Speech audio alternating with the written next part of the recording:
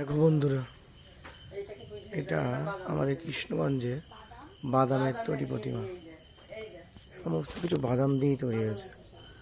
দেখো একটু জুম করে দেখাই।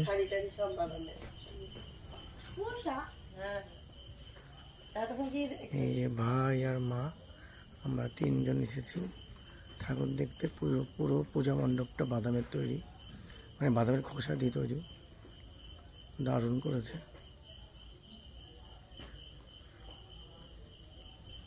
চলো প্যান্ডেলটাও দেখাচ্ছি তোমাদের। এই যে প্যান্ডেল মণ্ডপটা পুরো বাদাম দিয়ে।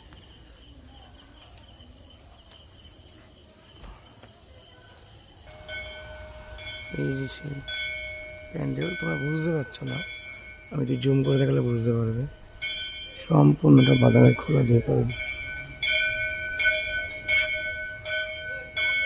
সুন্দর করেছে। মা বেরোচ্ছে। এখন রাত বাজে প্রায় 1:45। আমরা তিনজন, আমি ভাই মা, চলে এসেছি ঠাকুর দেখতে। এদিকে বৃষ্টি হয়ে যাচ্ছে, খেপছে খেপছে।